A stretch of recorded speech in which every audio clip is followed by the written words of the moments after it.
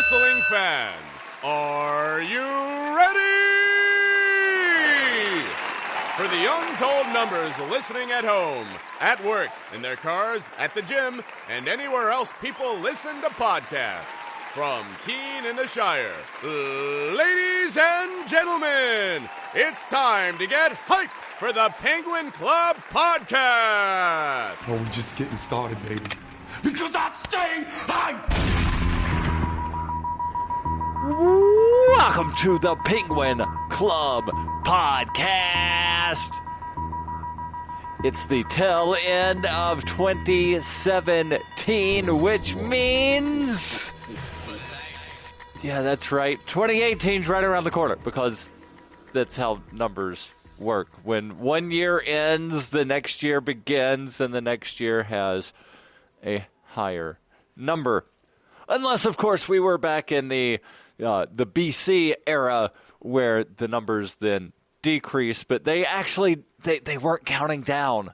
I promise you, they were not counting down of, oh yeah, it's only 3 more years until we flip over and start going positive. Yeah, they didn't know. They did not know at all. The whole BC AD thing, that came about in like the 500s or something. I don't know. Like the current calendar that we use, the Gregorian calendar, came about like way after that. But anyway, this is not calendar talk. No. This is the Penguin Club Podcast. It's the podcast, the wrestling podcast, that is just too sweet to miss. And yeah, that's right. I still say too sweet because Vinnie Mac never sent me a cease and desist. Now, I know he did that to the Young Bucks, and, you know, I'm just going to sort of talk about some of the highs and the lows, the memorable things, whether they be memorable because they were really, really good, Festival of Friendship, or whether they were really, really, really bad.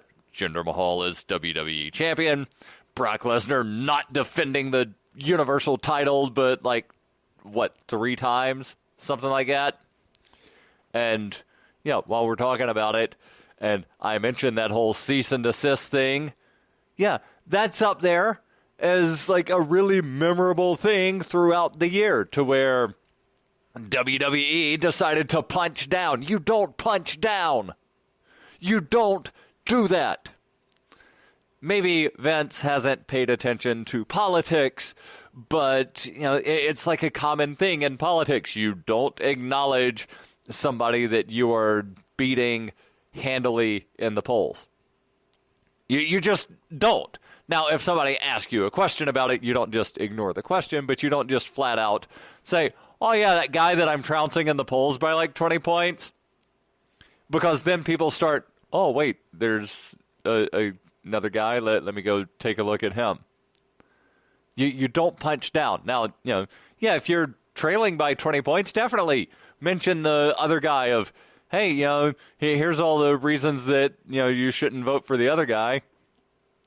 Now, my personal strategy is, you know, only mention the other guy if somebody asks you about the other guy. But I digress and continue. So Vince McMahon decided to issue that cease and desist to the Young Bucks because they were doing the too sweet hand signal, the Wolfpack thing that WWE actually doesn't own a trademark or a copyright on. If anybody has a trademark or a copyright on it, it would probably be North Carolina State.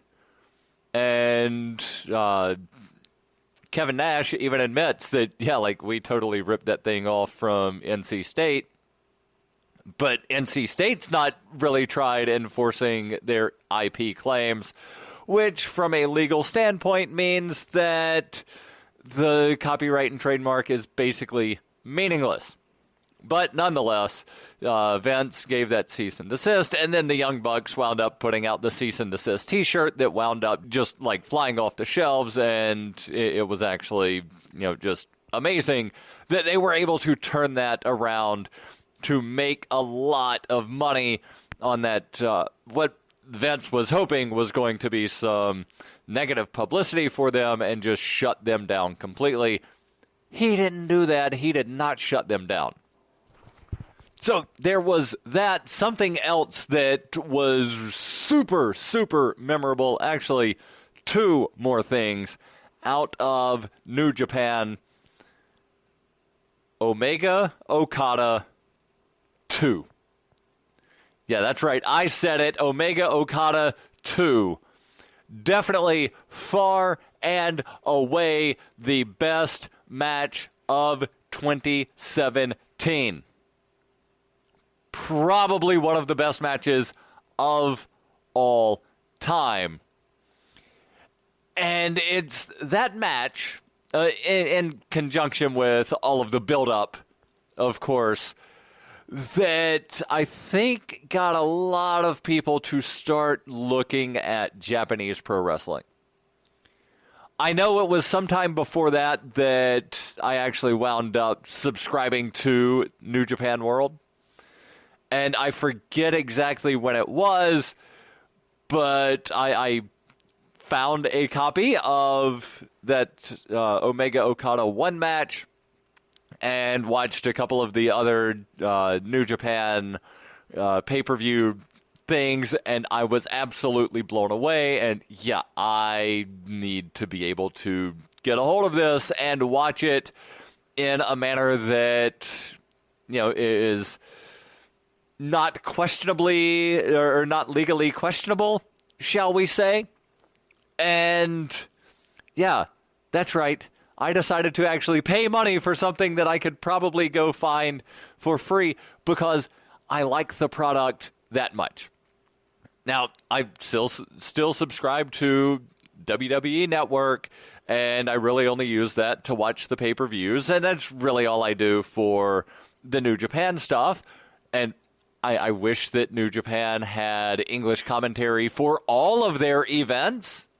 Hopefully that's something they wind up doing in the future, especially with, and I don't know if expansion into North America is the correct term or not, but definitely that focus on providing more content in North America. Remember, there was the G1 special in Los Angeles, and that's actually where the Omega, that was not Omega Okada 2 in LA. That was Omega Cody in LA.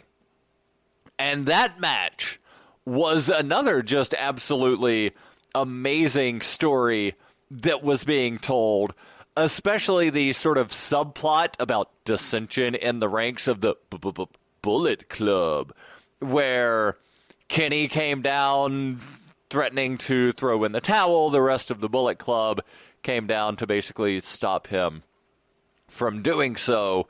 And that's also where Kenny wound up winning the tournament. I believe, was that the event where the U.S. champion, New Japan U.S. champion, was crowned? And yes, I am actually fact-checking myself while on the air. And yeah, it was at G1 Special U.S. in Long Beach, where Kenny Omega wound up beating Tomohiro Ishii, and there were some spots in that match that were absolutely amazing. The spot where Omega went to do the, what they call it, the Snapdragon suplex off of the side of the ring. I think there was a table, possibly two tables set up, and Ishii bit onto the top rope. Yeah, that's definitely up there for one of those very memorable spots. Now, let's talk about some things that were memorable and, well, probably some things that not so memorable out of the WWE. Again, I mentioned the lack of title defenses from Brock Lesnar.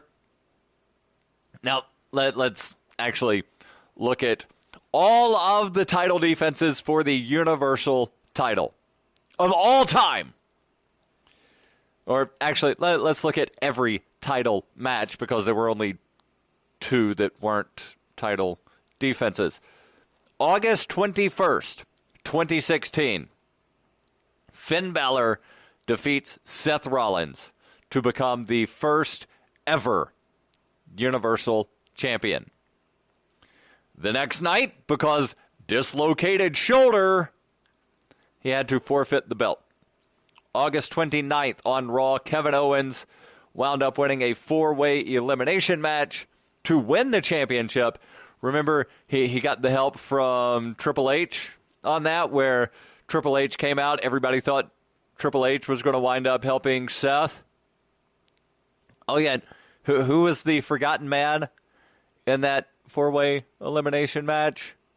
I'm going to tell you, again, there was Kevin Owens, Seth Rollins, that everybody thought Triple H was going to help Seth because of the whole authority thing. Roman Reigns was also in the match. And he's 7 foot tall. And you can't teach that. Yeah, that's right. Big Cass. Big Cass had a Universal title opportunity in 2016. Then, September 25th, Kevin Owens retained against Seth Rollins at Clash of Champions. 1 month later, Kevin Owens defeated Seth Rollins, Hell in a Cell. Several weeks later on Raw, Kevin Owens again defeated Seth Rollins. Roadblock, end of the line.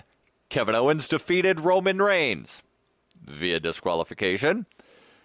January 29th at the Royal Rumble, Kevin Owens defeated Roman Reigns. That was a no DQ match. January 30th this year, so the night after, Braun Strowman beat Kevin Owens by disqualification, so the title did not change hands. Then on March 5th, Goldberg came back, beat Kevin Owens. Goldberg had one title defense that he lost, losing to Brock Lesnar at WrestleMania, April 1st. So from April 1st through July 9th, or through July 8th, Brock Lesnar never defended the title. Not once, not at all. July 9th, Great Balls of Fire, he retained against Samoa Joe. Then, August 20th, again, July 9th to August 20th, that's more than 30 days. Yeah, April 1st to July 9th, also much more than 30 days. Remember that weird 30-day rule that occasionally winds up getting used to force Daniel Bryan to surrender a title because, oh, you got hurt and you can't defend for 30 days. That's why Finn Balor had to give up the title on August 22nd to Vacant, the greatest champion of all time. Yeah, Vacant is the greatest champion of all time. Vacant has a lot more title reigns than Ric Flair does, but I digress. So Brock Lesnar, part-timer, gets to defend whenever the blue hell he wants to. 30-day rule doesn't apply to Brock Lesnar because Brock Lesnar is big sweaty man and Vince McMahon likes big sweaty men. So August 20th, next defense for Brock Lesnar, where he was in that fatal 4-way match against Roman, Braun, Samoa Joe. Then September 24th was the last time Brock Lesnar had a title defense against Braun Strowman. We're now the end of December, so September, October, November, now December. 3 months. The Universal title has not been defended. That's absolutely ridiculous. The title should basically be vacated at this point. And just get rid of the damn thing. If it's not going to be defended, but every now and again, just get rid of the title because it means nothing. It's, almost like, and I wasn't alive back then, but when Bruno Sammartino had the belt for, 10 years? What's the point? If the title is just going to be something that you give to somebody and they defend maybe every now and then what's the point of having the title? Really? At least with the WWE Championship or the U.S. Championship or the IC, they at least defend it. Now, I know that Dean Ambrose wound up getting a lot of flack a couple of years ago when he was the U.S. champion, and he went a really long time without defending. Let's see here. Dean Ambrose won it in May of 2013. He defended it in June twice. Didn't defend in July. Defended August, September, October, and then waited until February. But yeah, at least he defended the thing occasionally, a lot more frequently than the Universal titles getting defended. The WWE Championship gets defended a lot. The IC title, there are matches all the time. But the Universal, oh, well, you know, Brock is a big draw and something. But really, is he really that big of a draw? If he's only on television very sporadically and he picks and chooses which pay-per-views he goes to, he's not even at all of the Raw branded pay-per-views. It's just, it baffles my mind. And that's definitely, yeah, it's memorable, but for all the wrong reasons. Now, let's talk about things that are memorable for all of the right reasons. 3 words. Festival of Friendship. Oh, yeah, you forgot. That was this year. That was 2017. Part of the greatest Chris Jericho run in WWE. And dare I say that the current thing that he's doing in New Japan might be the best thing he's ever done.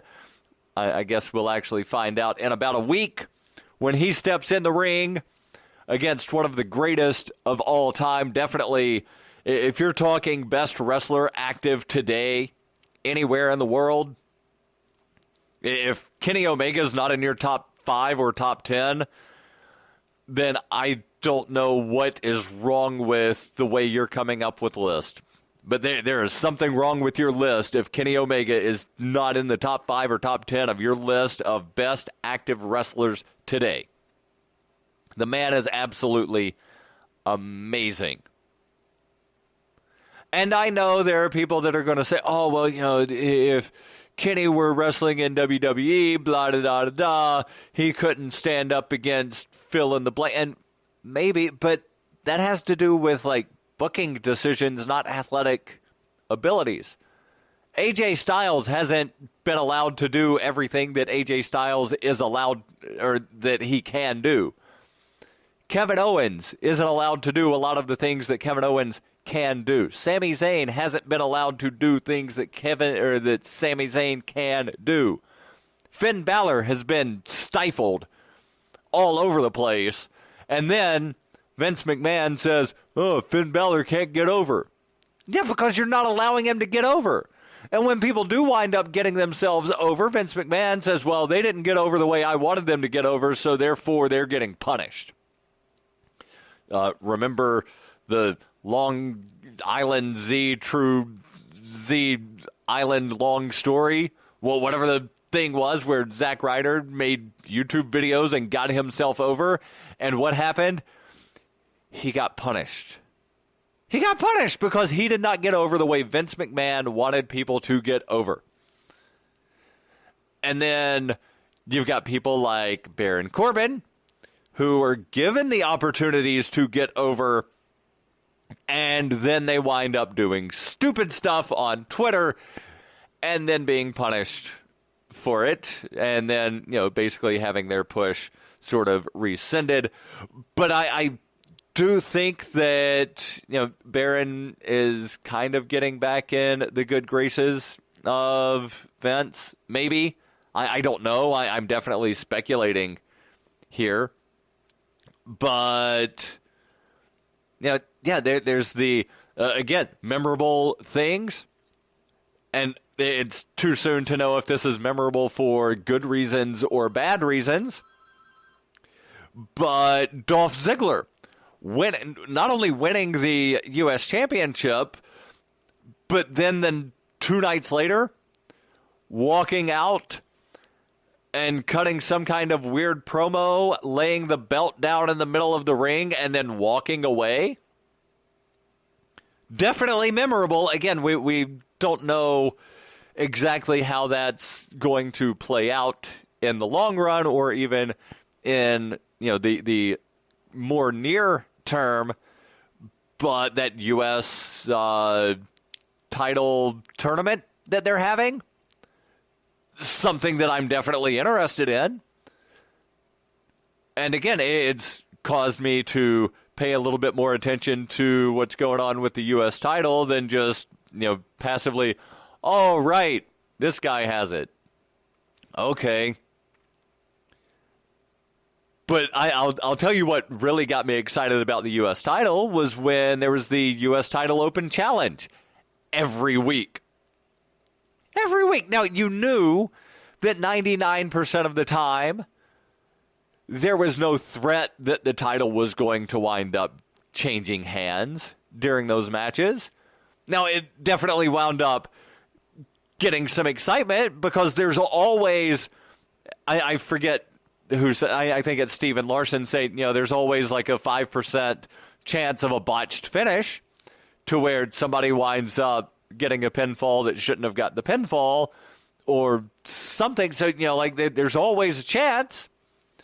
But remember when Kevin Owens came up from NXT to answer the Open Challenge, only to not actually answer the Open Challenge, but still beat the snot out of John Cena? That was exciting. Sami Zayn came up from NXT to answer the Open Challenge, wound up getting overexcited and tore a rotator cuff before the match even started. But that was exciting. Now, something else that is exciting, and I realize it's not going to happen until 2018, but that Women's Royal Rumble. Yeah. The women are going to finally have a Royal Rumble match at the Royal Rumble. Now, we don't know as of yet how many participants there are going to be. Is it going to be a 20-woman Rumble? Is it going to be a 30-woman Rumble? If it's a 20-woman Rumble, then they could make it happen by having every woman that's active on the roster participate. That means the champions would also be in the match. Now, I don't think that the champion should be in the match because the championship should be defended outside of a Royal Rumble match, which means you need to have at least some temporary call-ups from NXT. And, well, remember, there was the Women's Mae Young Classic not too long ago where WWE signed a bunch of women to developmental contracts. Bring in about 10 of those as surprise entrants. And then the question is, how many of these women that came in from NXT or just skipped NXT completely to be in the Rumble, how many of them are going to stay on the main roster? Is the Women's Rumble going to be a way that you get Ember Moon onto the main roster without having her drop the NXT championship before coming up? So she comes in. I don't think Ember Moon's going to win the Rumble. I think that's definitely going to be Asuka because nobody's ready for Asuka. We saw that a couple nights ago where she kicked Alexa Bliss's head off. Now, maybe they'll have Alexa Bliss versus Asuka as a championship match. That way you keep Asuka out of the Rumble and then you don't have to worry about, oh, yeah, it's very obvious we want the woman that nobody's ever beaten in WWE to win the Rumble, and how do we wind up continuing the narrative that she's unbeatable if she gets eliminated from the Rumble. So that might be a way to keep her out of the Rumble. And then whoever winds up winning gets a shot at Asuka, maybe, at WrestleMania. Or maybe whoever wins the Rumble is on Raw instead of SmackDown. Or I forget if she's on Raw or SmackDown. But the point is, whoever wins could be on the opposite show. And then, all right, well, who's going to face Asuka? And then as that when Ember Moon winds up coming up, and she shows up at WrestleMania and says, hey, I never beat you in NXT, but I've got this. And she holds up the NXT Women's Championship and says, I'm willing to forfeit this for a shot at that. And then points at Asuka's Women's Championship. Maybe it's a way that you could book Ember Moon to come into the main roster. And again, I realize I'm getting away from just looking at memorable moments from 2017 and sort of fantasy booking the future. But, that's kind of how my brain works, to where I start going down a path, and then, it's like the weird trolley thing where you just pull a switch and then you skip over to a different track and then something, and, eventually maybe it comes back around. But again, let's talk about more memorable moments. Asuka? Anyone? Yeah. Asuka's entire thing has been memorable. Now, the whole getting injured, having to forfeit the NXT Championship, memorable, not for the right reasons, but it's definitely memorable. The way she's been booked has been pretty good so far. Aside from, I would say, maybe a misstep at the very beginning, having her feud with Emma, who was then promptly released from her WWE contract due to what, we don't really know what we're going to do with Emma now. But, yeah. It's been an overall interesting year. Again, not necessarily always for the right reasons, but definitely interesting. And, again, I think that Baron Corbin might wind up being, getting back in the good graces of Vince McMahon. And wouldn't it be interesting to see Baron Corbin versus Mojo Rawley in the championship the tournament championship to crown the new U.S. champion? And the reason I say it would be interesting, what do both of those men have in common? Yeah, that's right. They're both Andre the Giant Memorial Battle Royal winners. And I am still convinced that winning that Battle Royal should mean something. Something other than, oh, yeah, you get a trophy in kayfabe. Now, we don't know. Maybe they actually do get a replica of the trophy that they get to take home. I don't really know. But at least in kayfabe, they get the trophy. And that's it. They don't earn a title shot of any sort. They don't wind up being named number one contender for any of the titles.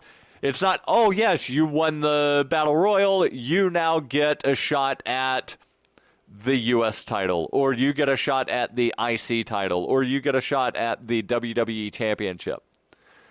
And speaking of, I definitely think that should be a stepping stone to a mid-card belt.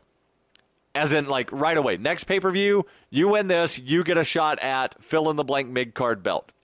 And I would love to see WWE institute that option C that TNA, GFW, Impact, whatever it's being called this week, has, to where you can forfeit the mid-card belt, their X Division belt. You forfeit the mid-card belt and say, I am forfeiting this for a chance at that.